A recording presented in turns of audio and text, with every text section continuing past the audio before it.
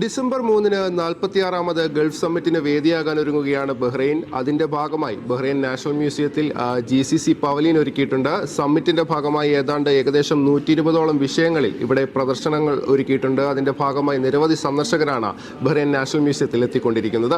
GCC അംഗരാജ്യങ്ങളുടെ പതാകകളും സ്ഥാപക നേതാക്കളുടെ പ്രസ്താവനകളും കൊണ്ട് അലങ്കരിച്ച പ്രവേശന കവാടത്തിൽ നിന്നാണ് പവലിയൻ ആരംഭിക്കുന്നത്. ഗൾഫ് രാജ്യങ്ങളുടെ ഐക്യത്തിന്റെ പ്രതിഫലനം കൂടിയാണ് തുടർന്നങ്ങോട്ടുള്ള ഓരോ കാഴ്ചകളും. ഗൾഫ് സഹകരണ കൗൺസിൽ രൂപീകരണത്തിന് മുമ്പുള്ള ആദ്യകാല സംഭവങ്ങളും ചിത്രങ്ങളും മറ്റ് രേഖകളും പവലിയന്റെ ആദ്യ വേദികളിൽ കാണാം. പിന്നീട് അങ്ങോട്ട് പോകുമ്പോൾ അംഗരാജ്യങ്ങൾ തമ്മിൽ പല ഘട്ടങ്ങളിൽ നടന്ന കൂടിക്കാഴ്ചകളുടെ വിവിധ ചരിത്രരേഖകളും അപൂർവ ചിത്രങ്ങളും കാണാൻ സാധിക്കും.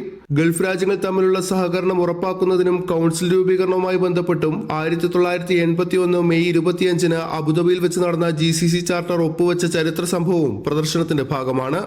And this is the pavilion during the Gulf Summit. It is open for 1 month.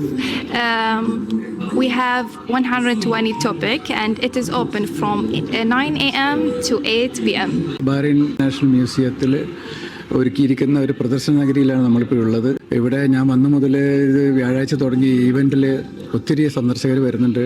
അവർക്ക് വളരെ അട്രാക്റ്റീവായിട്ടും അവർ ഇമ്പ്രസീവായിട്ടും വളരെ അറിയാൻ പറ്റുന്ന പല കാര്യങ്ങളും അതുപോലെയുള്ള പുരോഗതിയും പഴയകാല ചരിത്രങ്ങളൊക്കെ ഇതിനകത്ത് വിശദീകരിച്ചിട്ടുണ്ട്. അത് നല്ലൊരു അറിവാണ്. ഒരു സന്ദർശകരൊക്കെ വളരെ തൃപ്തിയായിട്ടാണ് ഇവിടുന്ന് പോകുന്നത്. നല്ലൊരു പ്രദർശന നഗരി, നല്ലൊരു തയ്യാറെടുപ്പോട് കൂടിയിട്ടാണ് ഇത് നടന്നു പോകുന്നത്.